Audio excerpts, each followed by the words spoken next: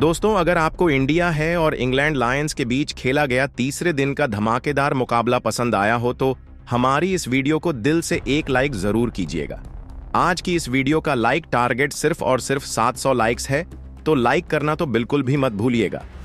दोस्तों, नॉर्थन के count ground में 8 जून 2025 को इंडिया और इंग्लैंड लायंस के बीच खेले जा रहे दूसरे अननोन ऑफिशियल टेस्ट का तीसरा दिन भारतीय क्रिकेट के लिए एक सुनहरा दिन साबित हुआ।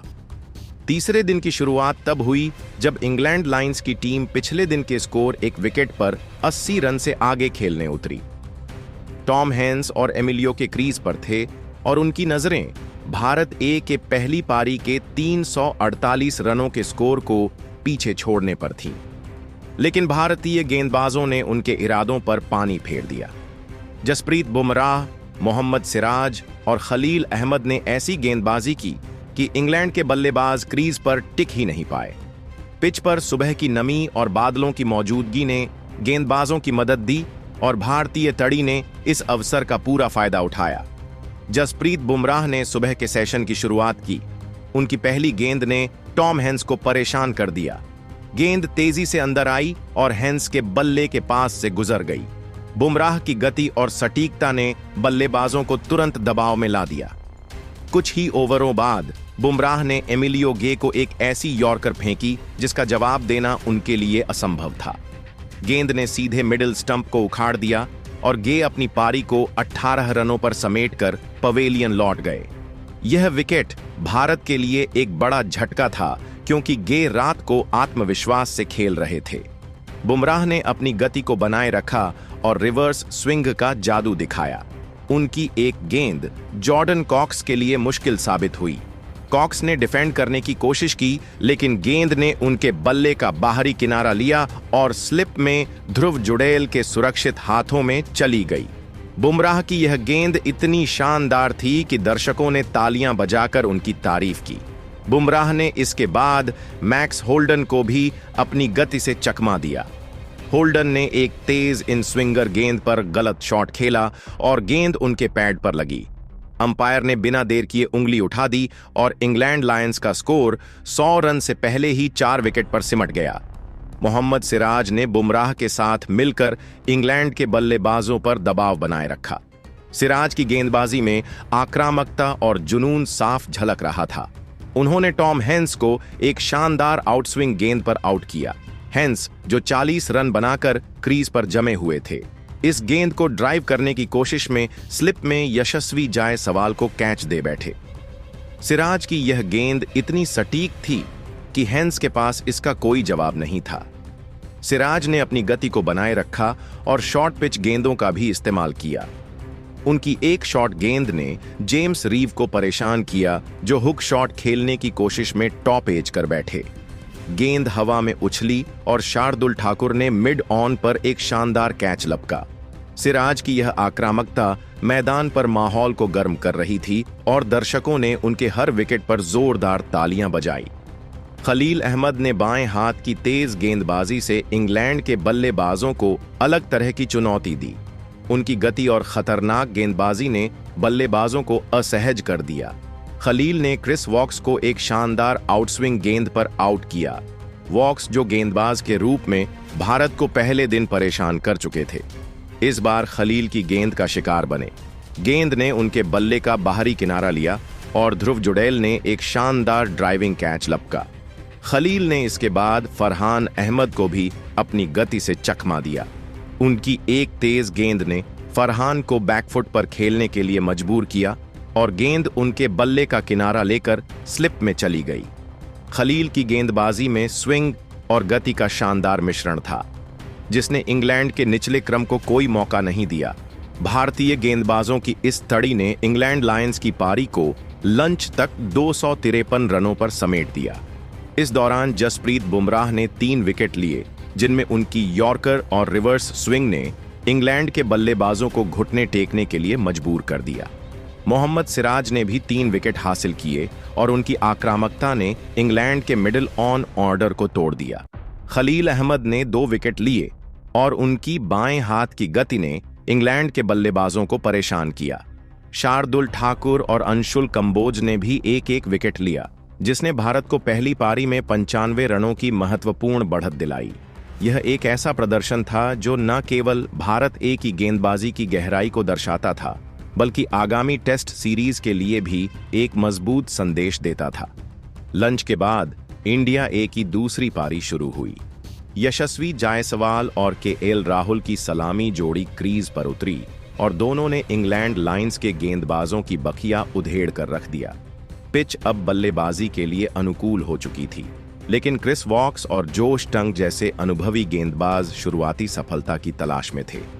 लेकिन यशस्वी और राहुल ने ऐसा खेल दिखाया कि इंग्लैंड के गेंदबाजों के पास कोई जवाब नहीं था। यशस्वी जायसवाल ने अपनी पारी की शुरुआत एक शानदार कवर ड्राइव के साथ की। क्रिस वॉक्स की गेंद पर उनका यह शॉट इतना सटीक था कि गेंद बिजली की तरह बाउंड्री के पार चली गई। यशस्वी ने अपनी आक्रामकता को बनाए रखा और जोश टंग की एक शॉट गेंद पर एक शानदार पुल शॉट खेला जो सीधे बाउंड्री के बाहर गया। उनकी बल्लेबाजी में बेखौफ अंदाज साफ दिख रहा था। उन्होंने फरहान अहमद की गेंद पर एक लॉफ्टेड कवर ड्राइव लगाया जो दर्शकों की तालियों का हकदार था। यशस्वी ने एक मौके पर क्रिस वॉक्स की गेंद पर एक शानदार लगाया जो स्टैंड्स में जाकर गिरा। यह शॉट उनकी आक्रामकता और आत्मविश्वास का प्रतीक था। यशस्वी ने 60 गेंदों में 7 चौकों और 2 की मदद से 64 रन बनाए। उनकी पारी ने भारत को तेज शुरुआत दी और इंग्लैंड के गेंदबाजों पर दबाव बनाया, लेकिन उनकी अटैकिंग पारी उनके लिए मुसीबत बन गई जब उन्होंने रिहान अहमद की गेंद पर एक बड़ा शॉट खेलने की कोशिश की। गेंद हवा में उछली और एमिलियो गे ने एक शानदार कैच लपक लिया। यशस्वी के आउट होने पर भारत का स्कोर 19.4 ओवर में 1 विकेट पर 123 रन था। उनकी पारी ने भारत को मजबूत शुरुआत दी और दर्शकों ने उनके आउट होने पर निराशा के साथ तालियां बजाई।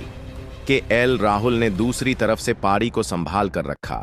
पहली पारी में शतक लगा चुके राहुल ने इस बार भी तांडव मचाकर रख दिया।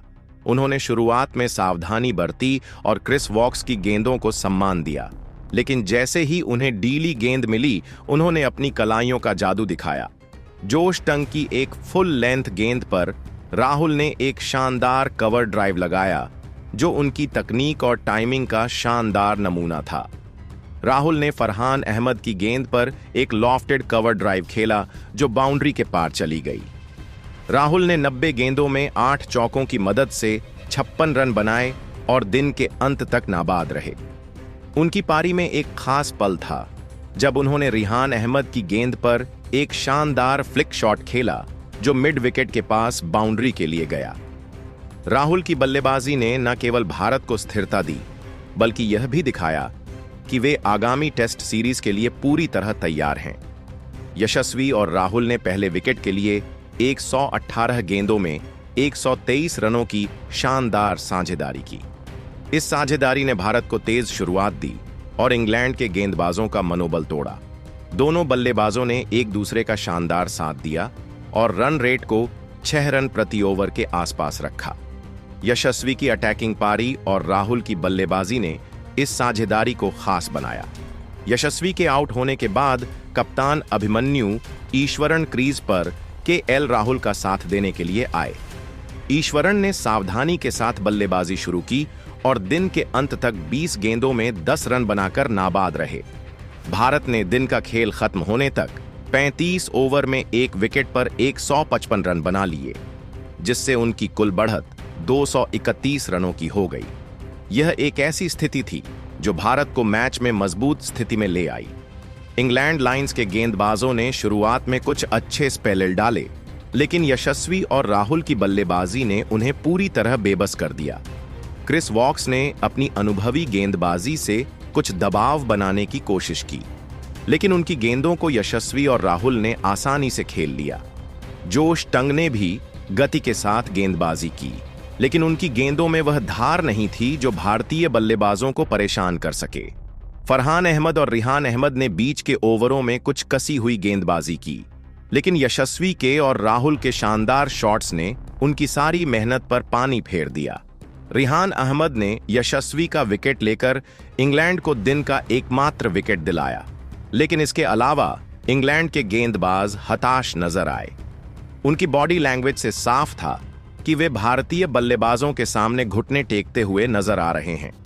यशस्वी और राहुल के शॉट्स ने न केवल स्कोर बोर्ड को आगे बढ़ाया बल्कि इंग्लैंड के गेंदबाजों का आत्मविश्वास भी तोड़ा। तीसरे दिन बुमराह की यॉर्कर सिराज की आक्रामकता और खलील के कैच ने दर्शकों को झूमने पर मजबूर कर दिया। यशस्वी के और राहुल के कवर ड्राइव ने माहौल को और रोमांचक बना दिया। ध्रुव जुड़ैल के डाइविंग कैच और शार्दुल ठाकुर के फील्डिंग प्रयासों ने भी दर्शकों का ध्यान खींचा। मैदान पर भारतीय खिलाड़ियों का जोश और आत्मविश्वास साफ दिख रहा था, जो आगामी टेस्ट सीरीज के लिए एक सकारात्मक संकेत था। इंडिया ए की रणनीति तीसरे दिन स्पष्ट थी।